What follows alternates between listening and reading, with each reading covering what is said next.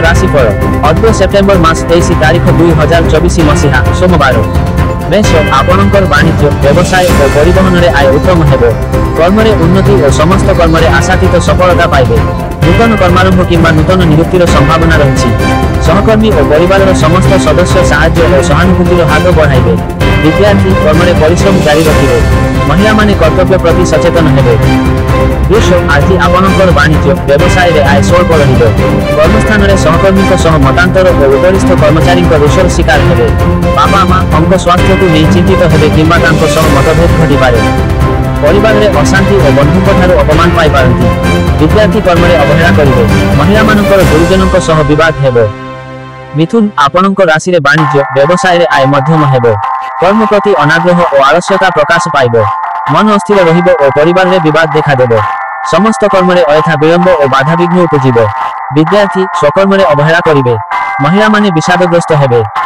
कर्कट आपणक पाई दिनटी रे वाणिज्य व्यवसाय और परिवहन रे आय मध्यम रहिबो। कर्मस्थान रे उच्च प्रशंसित हेबे और महिला सहकर्मी को साहाय्य और सहयोग पाइबे। सहधर्मिणी को सहयोग पाइबे और स्त्री हेतु को धन प्राप्ति रे जोग रहिछि। विद्यार्थी अस्थिर मना हेबे। महिला माने स्वामी को सेवा और परिवार सेवा रे दिनटी बिताइबे। सिंह आपणकर आज स्वास्थ्यगत समस्या और दुर्घटना घटिबार संभावना रही।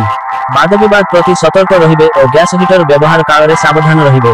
वाणिज्य व्यवसाय रे आय स्वल्प रहिबो और कर्म रे आलस्यता एवं अनाग्रह भाव प्रकाश पाइबो। शत्रुमानक द्वारा पीड़ा पाइबे और परिवार रे विवाद देखा देई पारे। विद्यार्थी कर्म प्रति अनाग्रही हेबे। महिला मानकर गुरुजनक सह विवाद हेबो। कन्या आपणक राशि रे अपमान अपयश अपवाद पाई पारंती। पुत्र कन्या अवज्ञा करिवे और सेमानक कर्म को नहीं चिंतित हेबे। वाणिज्य व्यवसाय रे आय मध्यम हेबो और कर्मस्थान रे बाधा विघ्न एवं सहकर्मी उपरिस्थ कर्म रे अपमान देई पारंती। बापा मां अंक सह मतांतर किंबा तांको स्वास्थ्यगत समस्या देखा देई पारे। विद्यार्थी कर्म रे अवहेला करिवे।